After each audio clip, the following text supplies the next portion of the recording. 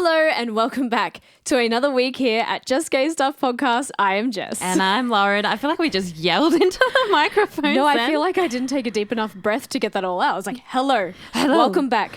Oh, I felt like a newsreader. Hello and welcome back to another week here at Just Gay Stuff Podcast. That was very sexualized news reading. Was it? I don't know. Oh, I could read a smutty book, maybe. I don't know. Anyway. That's a different podcast. We are back in action after I've been away. You have. I would like to say I'm back in the land of the living, but I think people only say that after they've been like deathly ill. Yeah, I thought you were going to say dead and then came back to life. Well, here's the thing though. Being on holiday is a bit like being in heaven because, you know, no responsibilities, no work, just navigating your way through another country's food and culture and amazingness. That's true. Do you want to tell the audience, that's not the right word, the listeners where you've been? We've mentioned it previously, but you've been away and I didn't get to go with you. I was home with the babies. I went to China, everyone, and do you know what? It was amazing. I have to say, for a place that I never really ever had on my bucket list, it really was one of the most incredible places I've ever been. And I would almost have to say it is my favorite country that I have visited. That's a big call, man. It is. I just had a banger of a time. I'd go back tomorrow if I could. That's true. It was really like a random spur of the moment thing. Like you and your mum had just seen this It was a cheap tour and you like went on it. So what was your favorite thing in China or your trip? You know, since I've been back, a lot of people have asked me this and I can't even say one thing. Really? It was all good. We had a tour guide because obviously you don't go to China without a tour guide. You need someone to guide you through that. You had hecticness. 2 or 3, didn't you? We had 4 in total, but 2 main ones and then 2 for like a single day. Actually, we had 5 because we had someone come on and tell us about a specific part of the town that was her Oh, really? thing. Yeah. So you had someone that like you really connected as well. yeah. So both guides that we had, both of the main guides were really amazing. But I want to shout out to Jojo, our tour guide in Shanghai. She'll never listen to this podcast. She might. You don't know. She'll never Just listen Gay to Stuff podcast could reach China. No, it's probably there's a firewall in the way. Oh, yeah, true. Their VPN's got a thing. So Jojo will probably never hear this, but Jojo was amazing. I feel like I have made a lifelong friend with her and being home. And when we had to leave her, I really miss her now. I know. And you went straight back into work and then you sent her a little video clip of you singing the other day. And it was funny because in China they have WeChat. And so she was like, you keep me on your WeChat and we will keep being friends. And I was like, yes, and come to Australia and you can come and stay with me. And I was so excited. Oh, that's so cute. But overall, besides the people that we met and all of that amazingness, you know that I'm a foodie. Yeah. Because I love food. Yeah, you do love food. And I think we've spoken a bit about this, about how like contrary to popular belief, the media often says China only offers you like fried, greasy food and creepy stuff. The creepy crawlies and scorpions and stuff. Well, I think the highlight was that food was so cheap. So I think I've told everyone that's asked me, we went in a group of 6 people and the very first night we got in, our guide was like, oh, head down the street, the main road, there's 2 restaurants and they're both really good. So you can choose the orange restaurant or you can choose the green restaurant. We chose the orange restaurant and we ordered like a banquet of food. Wow. Fried rice, noodles, dumplings, egg rolls, all of this stuff. And it literally cost us $2 per person. That's insane. It was amazing. It's literally like, I remember that because on the very first night you sent me a photo and these plates weren't like just the typical Western Chinese. Like this big. If anyone's watching the video, like I'm being that person with the fish. Like it was this big. Yeah. 2 of your heads. Yeah, it was. I probably ate 2 of my head's worth of food too. Because I'm a foodie and I love my food.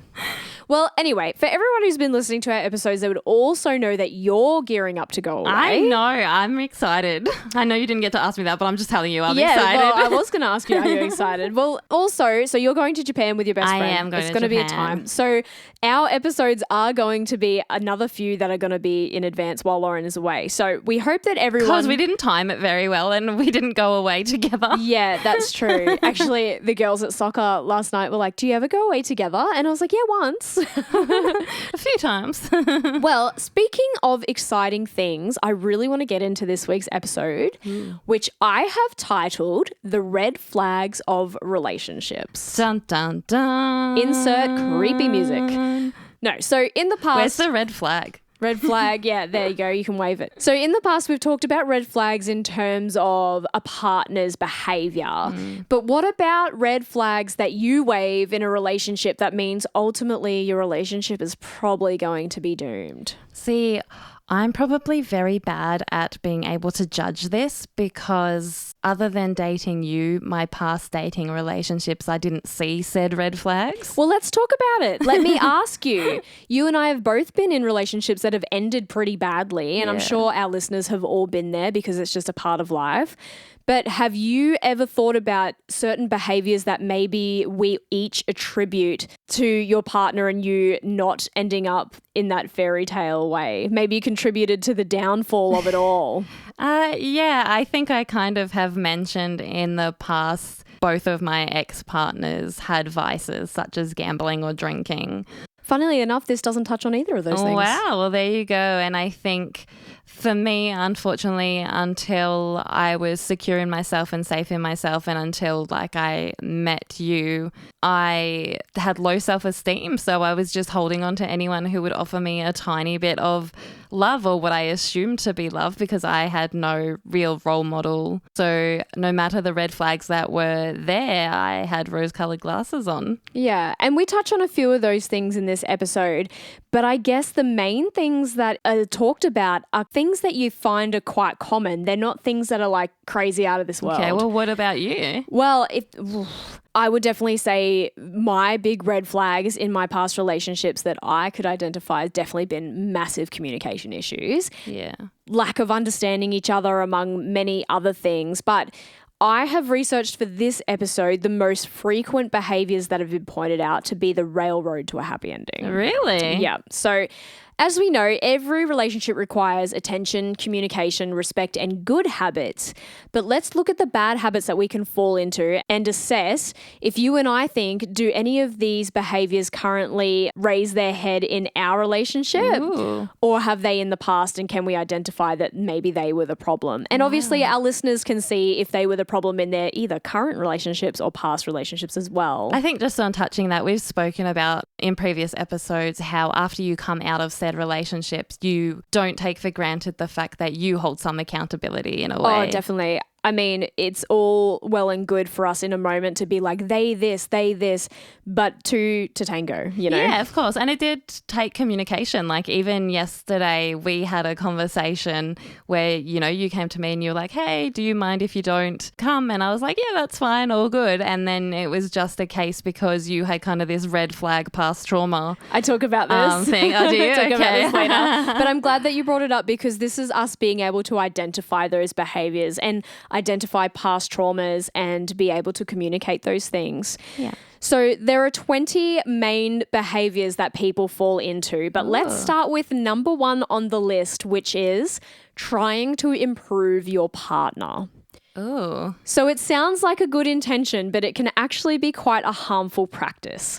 So we start to expect unrealistic changes and then experience disappointment, which is something we can think is then a personal attack from our loved one, but it's ultimately not something that they were going to do anyway. It's just our expectation of them to do it. Right. And obviously, we have to be realistic. So things like you wanting your partner to do household chores and adapting to responsibility, those are definitely things we can improve on in relationships. Yeah, of course. But the most common things that people try and improve in their partners is anxiety and shyness or sociability. What? So like say you're a shy person I and am a shy person. No, but you aren't really. No, I you know. are a very personable person. Actually, I know that we're on this topic, but my boss even said that to me today. She was like, you shy? I was like, yeah. Really? Oh, well, see, she knows you better than you know yourself. But yeah, so in this aspect, it's people with maybe a lot of anxiety or people that are shy, their partners are going, oh, come on, you can do it. Oh, come on. Like, I just wish you were a bit more this, or I wish you were a bit. And, you know, you're placing those unrealistic expectations on someone who is dealing with anxiety and stuff like that. And obviously, you can't radically change or improve somebody, but maybe helping them through the anxieties or those things that are really holding them back or why they experience certain feelings is probably the better way to go. Yeah. Otherwise, they might feel more attacked for why they're feeling that way as opposed to you're just trying to help. It never comes across that way. Yeah. Wow. Okay. The realistic things like household chores and adapting to responsibility, that's fine. I get that. Again, we've had conversations about that and communication, and like neither one of us come out screaming or yelling or get annoyed or whatever. We're pretty good. Like the other day, you're just like, hey, do you mind just if you see some dust wiping it off, blah, blah. And I'm like, yeah, sure. And then I think the best thing that you do for me, because I'm someone who definitely craves reassurance and the acknowledgement that like we're on the same page.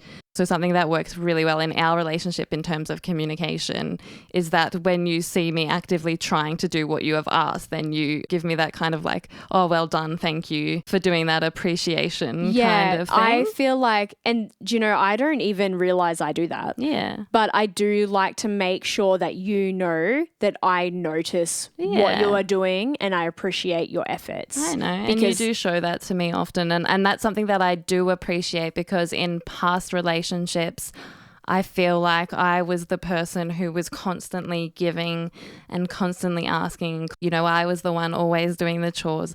I was the one always paying the bills. I was the one always being the one taken for granted, essentially. And then on the flip side of that, which again, these are all massive red flags, there was no recognition for that. And I was the one who was getting told, well, you're lazy and you're not doing this and you're not doing that. Yeah, they're narcissists because they're the ones living in their own land. Yeah, wow. That was a lot. But see, like these topics really allow us to talk through all these things that have happened to us. They do. And this is such a deep topic jumping straight back in. I didn't realize it. We did some fun episodes and now we're here. Look at that. Yeah. But the other one in terms of like change partners' anxiety and shyness or sociability, I don't think anyone can or should be able to try and change that. I think you love your person for being your person. I can understand if you're a social person wanting to go out and about, but I know in our case, of course, there's times where I want to be with you, but there's times where if it's too overwhelming for me, you're always like, you don't have to come, it's all good, it's fine. Or there's times where I'll be like, I just can't. But again, in past relationships, there's been times where people have wanted to be social on their side and I've just not wanted to, and then they've gotten the shits at me for not wanting to be social. But then also I have to take some accountability because on the other foot, when I was with my ex-partner who had schizophrenia and not fully understanding what he was going through at the time, there was times where I wanted to be social but we couldn't go anywhere because of the voices in his head. So so you've been on both sides of the coin. Yeah, wow. It is a lot. And I think the main point in this part is just saying like you can't expect someone to completely change who they are or what they're going through for you. Yeah. You have to love your person for your person. You obviously liked them for a reason. They don't have to do all the things that you want to do. Yeah. And we get to that later as well. Okay. So let's move on to number 2, finding faults within the family. So as we know, all families are wildly different, and what is common for you and your family might not be common for someone else and theirs. Yeah. Nobody is perfect, the same as no family is perfect. And if you continue to find faults within the family of your significant other, it may cause a harsh divide. The flip side of this one is also accepting criticism from family members about your partner. So constant criticism of your partner from your family may also cause a divide in other ways, either between you and your family or a change in how you perceive your relationship. Obviously, speaking in this aspect, we aren't talking about really bad things like experiencing coercive control or if you're in a DV situation. Obviously, that's a completely different story. Your family is obviously really looking out for you and raising those concerns with you. But we're talking a level a lot lower than that. Yeah. Constant criticism over menial tasks like your partner isn't measuring up to a family standard. And sometimes we see this in different class statuses. And obviously in queer relationships, we experience this more frequently when maybe parents aren't as accepting of your queer relationship. Yeah, and that's really sad. I think the grateful thing is that neither one of us have experienced that not accepting. No. Well, what is the word I'm trying to say? I haven't from your family, which is amazing, but I have experienced it previously. Like my ex-partner's parents had made comments to her about like, oh, I never expected her to end up with a woman and things like that. And it was definitely like, it wasn't the downfall of our relationship. Obviously, there was plenty of other things going on there, but it does leave a sour taste in your mouth when you hear those things. And then obviously then over holidays and special occasions, you're expected to spend time with those people, and you have this like underlying thing of, you know, that they're kind of not approving of you. Yeah, and I think that's what doesn't help, again, on both aspects, where you've said either the partner is saying something about their family or the other way, the family saying something about the partner.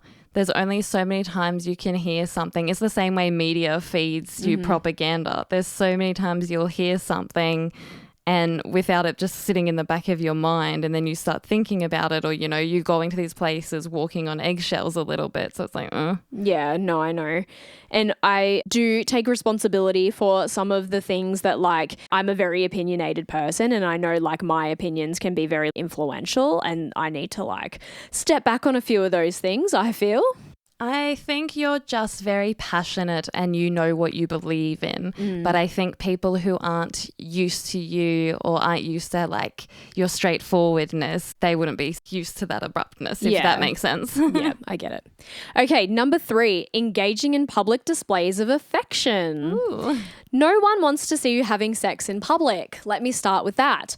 But why could this lead to a downfall? I mean, besides getting arrested for indecency. Constant public displays of affection might actually be covering up a fact that you are lacking actual communication with your partner. If an overshare of affection is the only way you are showing your partner appreciation, then there is more to learn. I can agree with this. I have known friends who have been in relationships or they haven't been an official relationship. They've been, but it's all touchy-feely. They've been dating, but it's very touchy-feely, very all over each other. But one hand, you'll hear them constantly having the fights and the conversations on the phone. But the minute they're together, they're all over each other. Yeah, see, that's a giant red flag. That's a giant red flag. I think on the flip side of that, and something that I've experienced that I guess I felt as a red flag that I should have noticed, was being hidden away and not having any kind of PDA. Being dismissed. Yeah, being dismissed, not kind of having any sort of affection. And I understand, especially in queer relationships, it is very hard as you're constantly looking over your shoulder to make sure that no one's judging you and you're not in harm's way. That it's a safe place. And I'm not talking about like a full-on make-out sesh, keep that to the bedroom, but I mean even just holding hands or walking through the street or a quick peck or something like that. You know, that's something that I didn't get to experience in past relationships. Yeah, and I have to say, I'm not a massive fan of PDA in any way, but sometimes it is nice to feel appreciated in public by your partner, but it doesn't have to be over the top. As you said, hand holding and a quick peck is good for me. Yeah, exactly. Yeah. Okay, you touched on this. Number 4, fighting in public. I don't really think this one needs much more explaining. Nope. Fighting isn't ideal, but we are individual people coming together in a relationship, and we always aren't going to agree. But just like showing love in public isn't ideal, neither is showing your disagreements. Composure and the maturity to talk through your problems in private will always lead to quicker resolutions and less embarrassment for your partner. True. I think this also comes to a level of maturity. Yeah, definitely. No matter how old you are, like maturity levels can vary even if you're in your 40s. Oh, yeah. But I think this is, a level of maturity and everything that comes back to communication. It also depends if you're both very headstrong and opinionated, then the emotions in yelling can progress. But that's why often in mental health, you'll see people go, okay, the number one thing to do is when you're heated, take a walk, take a deep breath. Count to 10. Count to 10, because your emotions will get the better of you and you'll both say things you don't mean in the heat of the moment. And then that's also not good for your relationship, is it? And if there's something you do mean, then you should not be in the relationship. So. And speaking of avoiding fighting in public, there's a suggestion to try and avoid fighting at all, because number 5 is try to avoid fighting. Like we said before, arguments and disagreements are bound to happen. But like you just said, how we communicate with each other when these arise is the absolute key. So give yourself and your partner equal time to share feelings and emotions around the subject. Whether you agree with them and how they feel or not is irrelevant. That's beside the point. Feelings are feelings and they need to be heard. So give yourself and your partner space to process and come back together at a mutually agreed time. Arguments will happen, but they don't have to be an all-day affair. Yeah, I agree with this. And I think it also, again, comes down to communication. But as individuals, we also have different styles of communication and different ways of processing things. I know that when we very first started dating, I wasn't used to your style of processing things straight away. And you take a moment to just really feel all the feelings and you can't deal with anything else.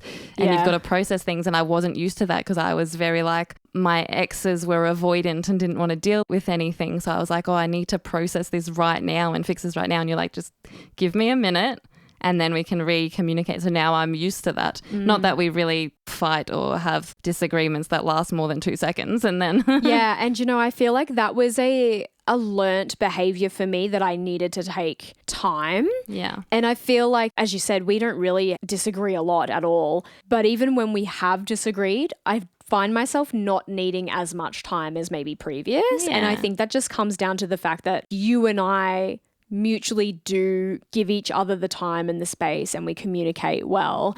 Yeah. So I think we are pretty good at this. Yeah, we are. Okay, so number 6 is very entwined with number 5, and that is not talking it out. Oh, no. We all know the saying, don't go to bed angry. While sometimes that's unavoidable depending how late or how early you're arguing. One big mistake is to keep all of your feelings to yourself. As adults, we have to be able to have mature conversations about our feelings. Otherwise, every time we have slight disagreements, we and our relationships, not only with our partners but with friends too, will lead us to self-implode and dissolve connections. It's also important in these moments to still say positive things to your partner, so don't refrain from I love yous. I think that is a big thing. I know that, the phrase often said, don't go to bed angry. And in doing some research, I don't necessarily agree with it. Again, I think you should be able to process your feelings. And if you need to go to bed again, it depends on what time you're arguing. We don't know what the conversation is. And sometimes it's good to sleep it off. Just don't bottle it up, because if you bottle it up and then you pretend like everything's okay and you don't go through the conversation and you do the typical girl thing, well, you could be whoever, but I'm just going to use this as a reference and say, I'm fine. And then, you would be like, what's the thing? Good, great. Oh, great, good, bad, and fine is under bad.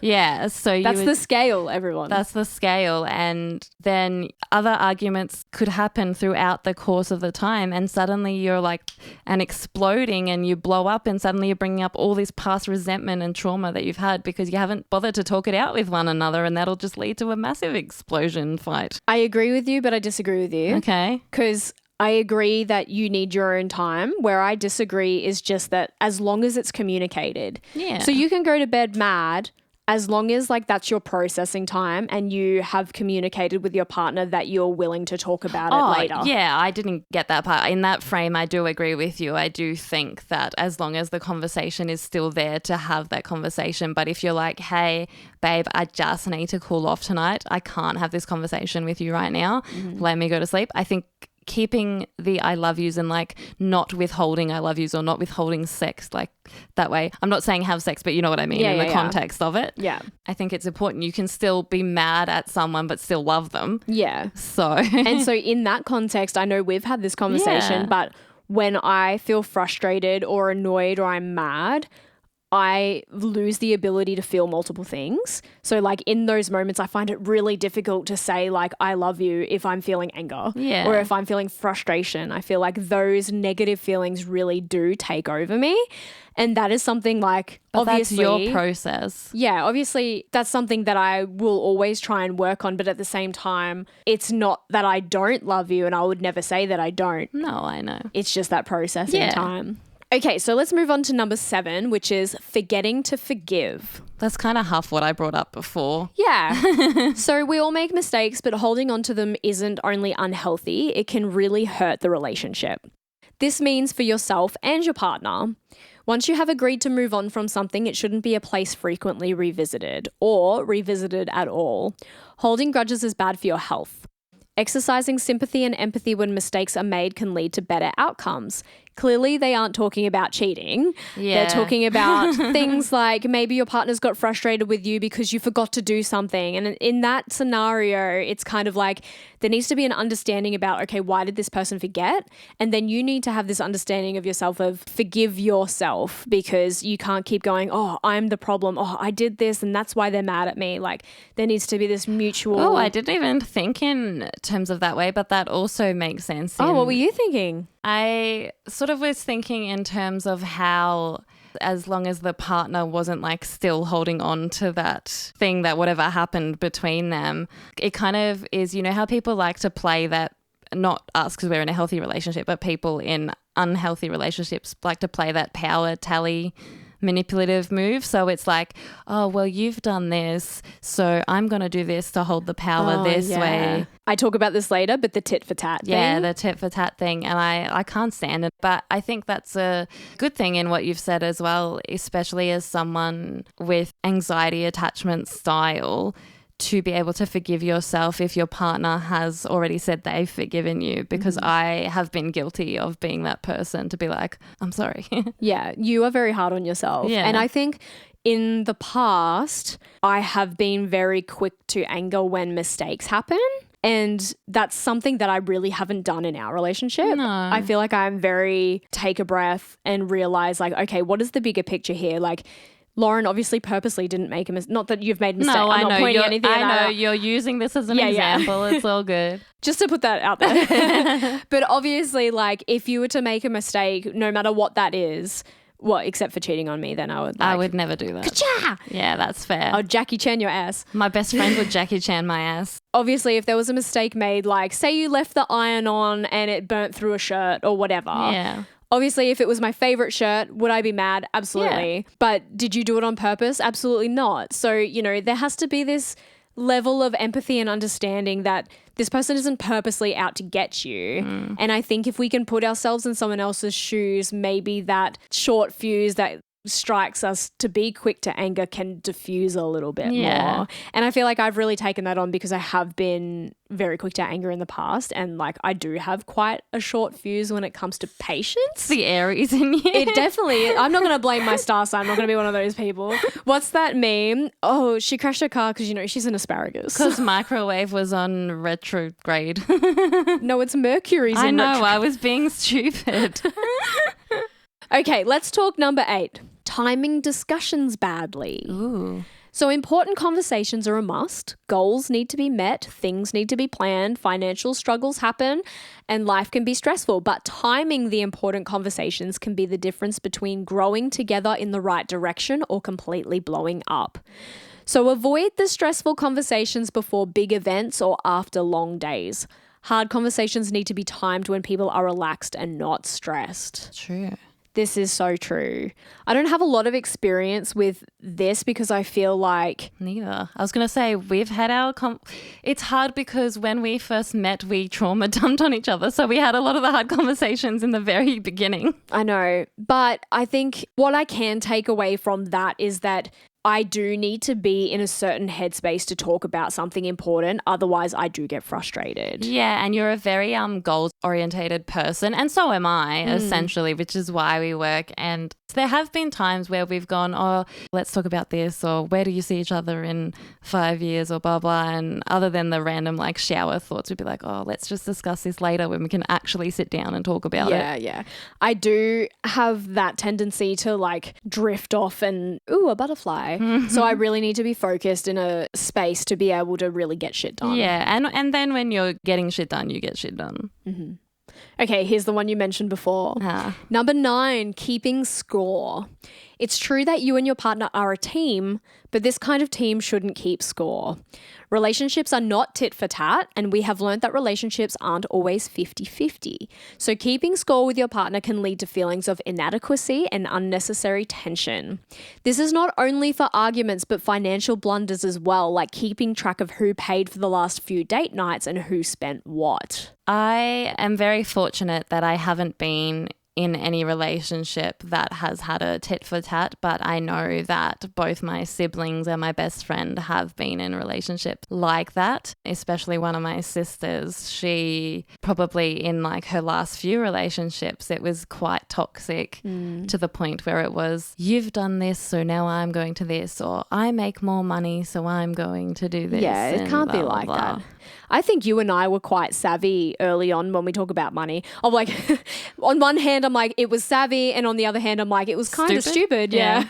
But we opened a joint bank account like within the first, I would say 6 months, but it was probably earlier than that. Yeah, it was probably like 2 months. I think because we were already falling into that trap of like, you paid for our very first date and then I paid for the next one and then it kept going. So it was just stupid to not have one essentially. But then it was stupid to also have one and not know each other that well, because not that we put like heaps of money in there, but anyway, we were putting equal money in from day one and all of our dates came out of that. So we've never had that financial riffraff. I think, again, everything comes down to communication and, you know, you've helped me out financially when I've desperately needed it. And now I'm at a position where if you desperately need stuff, I can help out that way too. Mm-hmm. It is a good place to be in. And I think it is just mutual respect and mutual understanding. And I think it's what people often say, you know, how people will say, oh, you know, it's 50-50 in a relationship. Well, it's not always. Sometimes it's 50-20. Sometimes it's 80-30. Like, it's just who's up to it on the day. I think it has to make 100. Well, I don't know. I'm not good at maths. You can work it out. But yeah, you're right. You know what I mean. You're right. It's a case of, well, some days, like you have openly said on this podcast that you suffer like chronic pain. So some days you can only give 20%. And then it is up to me to make up that other 80%. And it's not a case of then the next day when you're feeling better, I go, oh, well, I did 80% yesterday, so now you do 80%. Like, that's not how it works. No. So yes, let's not keep score. Number 10 is being melodramatic. Dun, dun, dun. I feel this one's so hard because in my past relationship, I feel like everything was a drama and everything was made to be dramatic because it was almost like we were trying to hurt each other. Right. So it was like everything was blown up out of proportion. It's so good to not have that, but I've seen where people still do this. But being melodramatic is the devil in your relationship. Creating unnecessary drama in every scenario will leave you and your partner feeling tense, anxious, and fearful of communications, which is exactly what it did. You didn't want to say anything because it was going to be a problem. Be a blow up. So then you didn't say anything, but then that was also a problem. It was too much. There was no winning. No, and there's no winning if someone's being melodramatic. And I was a part of that problem as well. And we talk about you give what you're getting, but also, as we said in the beginning, you have to take some accountability. Yeah. I'm too lazy to be melodramatic. Sloth. Yeah. All right. Well, we'll move on from that one. Number 11 is spying. Have you ever spied, Lauren? No. When you want to make it work, you have to trust each other. Well, actually, that's a lie. I have, but on an ex, not on you, because I have no reason to. Well, yeah. Okay. Well, I've spied on my exes as well. Yeah. But that's not what this is talking about. Oh, okay, then no. When you want to make it work, you have to trust each other. Have confidence in your partner and don't snoop texts, emails, or even in their drawers. I'm like, when I was researching this and it said that, I was like, why would I look in your undies? Like, why would I do that? I mean, you could. There's undies and whatever else is in there. We know probably a sock because you never have two that match. No, and we know what's in there anyways. Like, I just hand you my phone and you just hand me your phone. We don't care. Literally. But if you feel like you have a reason to snoop in the first place, then they are probably not the person for you. Nope. So I have definitely spied before on my partner, and obviously something gave me the feeling that I needed to do that. And honestly, it confirmed the fears that I had, and that was that my ex was cheating on me, which was a horrible feeling. Obviously, it was devastating that it was true. If you have a feeling, the feeling is probably confirmation enough. You probably don't need to go snooping and stuff. Am I glad that I did it? Absolutely not. But at the same time, I got my answer. So like, am I sorry for it? No, but spying was the absolute downfall of my relationship. So this is true. it's hard again, like, you know, the feeling was already there. Your gut feeling was already there. Because same, I had a gut feeling that was already there. And like you didn't snoop, but you've told me that you saw on your ex's phone that your name had changed in her phone. Yeah, my ex, which I've spoken about on the podcast before, my ex and I were engaged. She met a person at work who I was introduced to as her fiance, and we were at said person's birthday party, and I went to check something and my name on her phone used to be wife, and it was changed to just Lauren with no emojis, no nothing. And to me, that was already very suspicious. She didn't know another Lauren? No. Like it was definitely you? It was definitely me. It was my number. Damn. And then it made it worse when she got all like feisty and suspicious about it. And she was like, what are you doing with my phone, blah, blah, which had never been a problem before. Yeah, see, this is the other thing. When someone is trying to make you out to be the bad person or shift the blame. Yeah, usually, projection. Yeah, usually they're the ones doing something wrong. Okay, number 12 is letting jealousy take over. So is it jealousy or is it FOMO? Ooh. Either way, we need to remember that our partners had a life before us and not everything needs to be attended by a partnership. It's important to still have individual hobbies that are supported by your partner. This one weaves a bit into spying. You need to trust your partner. If you are becoming jealous of your partner spending time with friends or colleagues without you, it might be a sign of a deeper issue. I giggled because this was like literally the conversation we had last night. Yeah, but it arose not out of FOMO, not out of jealousy. Not out of jealousy. You are such an understanding person. I said to Lauren, because we had a soccer meetup last night, and it was like only because you'd been away and the girls won their grand final and you didn't get to be a part of the celebration. And Lauren was like, I'll drive you and I'll come and I'll pick you up and like I'll drive you home. And like I was super grateful for that. That's great. But my best friend was like, oh, I'll pick you up on the way. And I was like, oh, no one else's partners are coming. Are you okay if like you sit this one out, because it is just going to be us?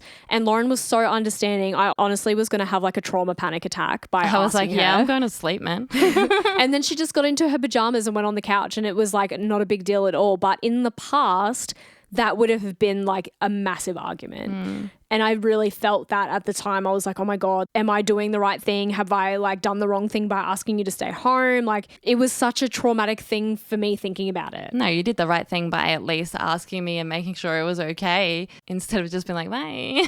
Well, I'd never do that. No, though. I know. Yeah. Well, that's the difference. This one I'm like a little bit, I'm not sure. But number 13 is letting yourself go. It's both spoken and unspoken that couples who are happy together tend to put on a couple of kilos, but this kind of comfortability is actually more harmful than a sign of happiness. Feeling insecure isn't a great feeling, but feeling too secure might lead to an unhealthy bubble of laziness, which can then be a steep decline into anxiety over self-image. Try staying on top of all the things you love about yourself, including your activeness with and without your partner, and be a power couple. I don't know if I agree with this. I think we've all been there with like the we definitely have. with the extra kilos. And while obviously I think sometimes body image is definitely a problem for some people, I think this one is quite an individual experience. If you're happy and stay happy, that's great. I think the only time this becomes a red flag issue is if you've eaten yourself to a point of unhealthy uncomfortability, or on the other side, if your partner suddenly feels like they need to go out and find someone else because you're no longer attractive to them because you've had that comfortability. Yeah. Which I'm like, that person isn't really your partner. Like, tell them to fuck off. I also think the problem is like if you put on that happy weight and then you hate yourself and then you blame your partner for the change of routine. Oh, that's not healthy either. Well, that was up to you to keep that routine. We can fall into bad habits no matter when. But that's conversations like you and I have had. If we've had down days in terms of our body image, we've gone, hey, we're not feeling the best. So we're both like, okay, well, let's do some workouts together. Let's work out what we can do together. We're not blaming each other. We're not blaming the food. Again, like you said, it's up to the individual, what they're putting in their mouths. You're not forcing a cookie down my throat. That's exactly right. So. I forced about 5 down my throat today. Same. Okay, number 14, constantly comparing. So your partner is a new partner. They aren't your ex. And while it's important to know what you want and what you don't want from a relationship, constantly comparing your partner to an ex will lead to unhealthy and unrealistic expectations. This is true. I was just going to say about this one that kind of what we said when we were talking about the conversation we had last night. I struggle with this in terms of the past trauma because I second guess myself asking you certain things because I feel like in my past relationship, I would have been blasted for it. So that's just me like having to remember that I can trust you in a completely different way. Yeah, but in that regard, I don't think that that's you comparing me to your ex. No. I think that's you making sure that I'm okay. And in fact, I encourage the communication. It's something that I'm quite happy with. And that's why we get along the way that we do. Which is a green flag in relationships, everybody. Encouraging communication. Ding. Okay, number 15, the downfall of doing everything together. Oh, yeah. So as we stated before when talking about jealousy and FOMO, you can't do everything together and it's healthy to do things apart. It's healthy to like different things to your partner. It's also healthy to have alone time when you need it. What's important here is understanding when your partner needs this time and then respecting it and not treating it as a personal attack. Again, the same conversation we had last night where you were like, hey, you cool with this? I'm like, yeah. Yeah. And, personal attack is such a good phrase in this section because I think it's easy in relationships to take things personally when you're asking for something you need like space because some people can take that as, oh my God, you need space from me. Like, what have I done? Or you don't love me. But it's not a case of that. It's just a mutual respect. I think it comes down to the individual's attachment style. Again, if you're someone who suffers from anxious attachment style, which I have in the past, again, everything comes down to communication. And how secure your partner makes you feel. Though. Like if I made you feel insecure, then you might feel differently. Yeah, of course. And, you go through that rigmarole in your head of being like, oh, what did I do now? How do they not love me? Is it this? What did I do? Blah, blah, blah. Exactly. And so it just goes on. But then that's the difference between your partner either making you feel secure or making you feel insecure. And if your partner's making you feel insecure, you have a chat to have. Red flag. All right, we're on the home stretch. Ooh. Number 16 says it here, lying. Do I need to go on? Obviously, we're taught from a young age that lying is bad and it can lead to more issues than maybe the reason we were lying in the first place.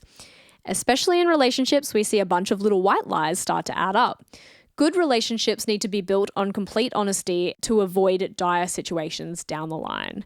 And this is exactly why I never lied to you and told you were cute as a baby. I wasn't prepared for that. I was a cute baby. I know you don't think so, but I was. I was very honest with Lauren when she asked me, and that's why our relationship is built on complete honesty. It is. I wouldn't have it any other way. On the back of lying, number 17 is be honest with yourself. Ooh. It's one thing to be honest with your partner, but you also have to be honest with yourself. Don't sweep your needs under the rug for the sake of only meeting your partner's requirements. This kind of behavior will create tension, frustration for you, but your partner will be completely unaware of your emotions you're experiencing because you weren't honest in the first place. And resentment. Yeah, and it's like they can't do anything about that because you didn't tell them. No, and this is something I've been guilty of in the past, and I think that comes back down to not relationship trauma, but to upbringing environmental trauma. Yeah, right. There's been times, not within our relationship, but in past relationships, because obviously I haven't needed to in our relationship, but in past relationships, it'd be a case of like, don't say that, or don't do this, or you're embarrassing me this way. Or so it'd be like, well, I'd say sorry and overcompensate, but then I'd just withdraw and not talk and just try and move on. And then obviously the resentment adds up and it just goes from there. And that's unhealthy for everyone involved. I think I've been the protagonist in that as well. Like in my past relationships, I have felt embarrassed by the way someone's acted in public because I think it's like been a bit too much for like where we were. And then I have put that person in the cupboard, so to speak, and like made them withdraw. And so like, don't put them back in the closet, Jess. Yeah, essentially. But this is all part of like learning, is the fact that we can recognize these behaviors that we have had and really work on them. And so like the fact that I can openly say I've never done that to you. No, you haven't. Shows me that I have grown as a person. And, you know, we're saying in this episode that, we don't feel this way in our relationship. We're not lying. Like, we would be completely honest in this episode. We're very real and very raw. We are not just saying that our relationship is really good for the sake of the podcast. Like, well, and our relationship's not perfect. I think that's what people think, that our relationship is all lovey-dovey and happy bubbles. But we show and blah, the blah, imperfections. blah. I think that's the purpose of of the fact that like we did this together. Yeah. To be able to show that every relationship goes through like the same kind of turmoils in certain aspects. But I think, like we've said from day dot, it's the way you communicate your needs and how you feel about certain things is what. Yeah, it's just working together to understand each other's needs. And you know what? I just spent 2 weeks away with 2 other couples and my mum and I and 2 couples. And let me tell you, like their communication styles are not good. Okay, let's move on because we're nearly at the end. Woohoo! Number 18 is lacking self-confidence. So lacking self-confidence can be super damaging for your relationship and can also lead to issues with intimacy. Yep. If you are not feeling yourself, then 9 times out of 10, you don't want someone else feeling you either. Mm-hmm. Stay active, set goals, and remember to smile, but also don't forget that an unhealthy relationship can cause low self-esteem, so learn to recognize the difference. Oof. I really want to say with this one, I think it feeds back into letting yourself go a little bit because I feel the lack of self-confidence thing pretty hard because I struggle with that a lot. Yeah. Which is probably weird for a performer to say, like, you know, entertainment is my job, but I've struggled a lot with body image. I think it comes down to the performing aspect. It's like you putting on a mask. It's your shield. Definitely. So it's not the vulnerability that, you know, I get to see as your partner and see the struggles and help you go through the struggles that you go through because I'm also someone that struggles with the body dysmorphia. And I mean, as kids growing up in the 90s and watching all those misogynistic interviews you see from 90s and early 2000s television, everything is about body image. So, of course, we've come up to like second guess that. It's like second nature to obsess about it. Yeah. I even remember the very first time that I ever worried about my weight. I was 12.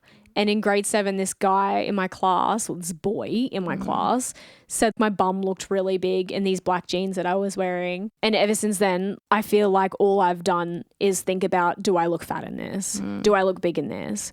But I'm learning to not obsess as much. And obviously having you as a supportive partner definitely helps me more.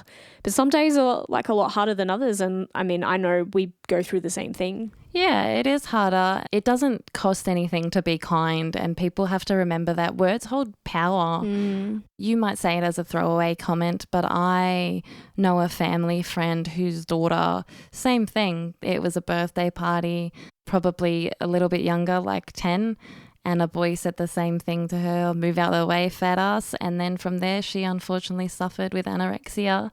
Luckily, she's healthy now, but still it was very touch and go for a while. But I'm like, I bet you that boy probably doesn't even remember my name. No. But 22 years later, I still remember his comment. And do you know what's so sad? Those people probably end up looking like thumbs and we take those comments. I know. I bet you he's bald now. Probably. I mean, he might want to be, and that's fine. That's I'm not going to shame him for his, you know, yeah, whatever. 2 wrongs don't make a right. Anyway, but body image issues is, you know, sometimes you'll tell me that I'm beautiful and it's really hard to hear. Of course. And like likewise, same thing. That's so a struggle that feels like a mountain some days, you know. It's a mental struggle, but we get through it. Okay, number 19. Ooh, we're almost at it. Forgetting why you're in it.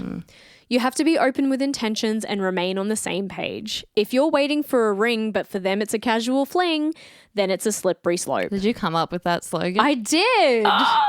How did you know? It's because I'm so creative. You are creative, but I thought it was very cool. I was like, oh, that's a t-shirt. If you're waiting for a ring, but for them it's a casual fling. All right. Well, this one doesn't need any more explaining. It's pretty self-explanatory. All right. So lastly, number 20. I feel like I saved the best one for last because this happens all the time. Yep. And you brought this up in the beginning. So this is a full circle moment. Taking someone for granted. Don't do it. Pay attention to your partner and show gratitude. There's nothing worse than letting something or someone slip between your fingers and then thinking of all the things you should have done. Live in the moment with your partner and be grateful for your time together. Remember why you're with them and why you chose them. I think you find that especially in, I guess, long-term relationships where couples fall into this complacency. And I know that I'm someone who has experienced this in my past relationship with my ex. You know, in the beginning it was they would come home from work, I would get flowers, I would get kisses, to suddenly nothing. You've bought me flowers. Yeah. Yeah. Not not every day. No, well, I didn't get flowers every day. Oh, the way you said it was like, oh, the dinners and flowers every day. No, We're gonna not stop. every day. Jesus, that's expensive. I'd be like, what the fuck are you doing? Yeah, true.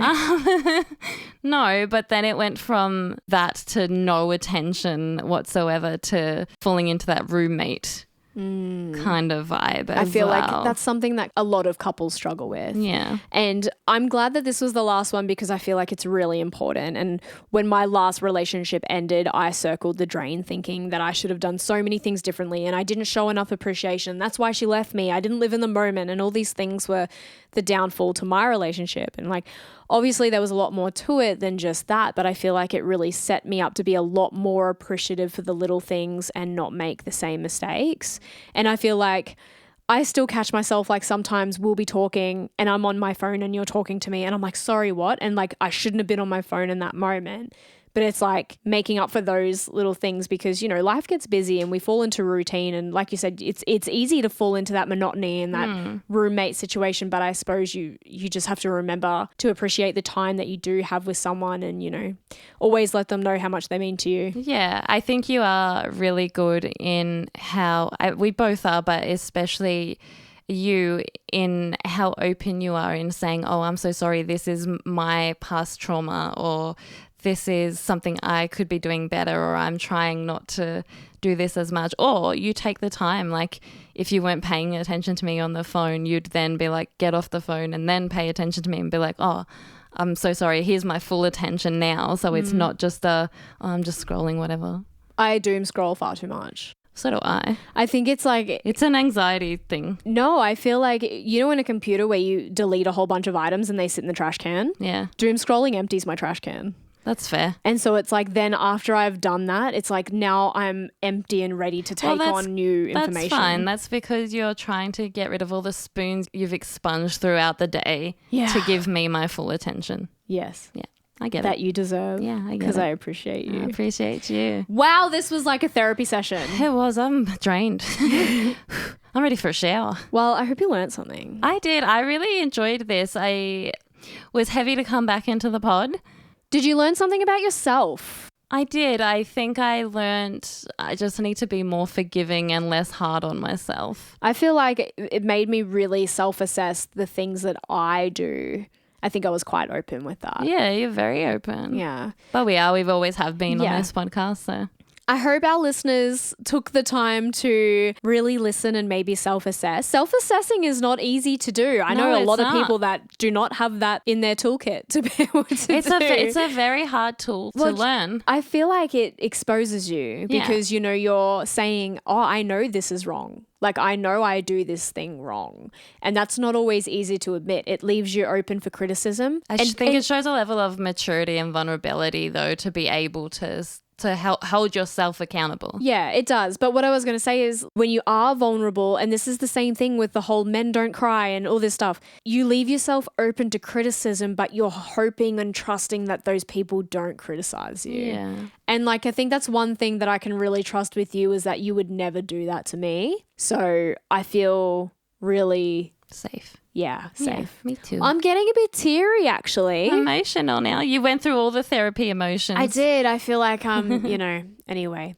Well, I hope everyone learned something and avoid those red flags in your relationships so that you don't contribute to the downfall of losing someone you really don't want to lose, because it can be easy. We fall into that monotony. So don't fall into it. Learn to recognize those and Yeah, and tell us some red flags you may have overlooked in past relationships. Oh, yeah. We want to know. Was there any that weren't on this list? I will link the article that I got this information from in the show notes if anybody wants to read it, but we really went over the whole thing here. So yeah. Anyway, I'm feeling very emotional after this episode. I hope people are feeling better than I am. Yeah. I think I just need a good sleep. We're gonna go to bed now. We're gonna sign off now. So until next week, I guess you better remember to stay gay, motherfuckers. I'm talking about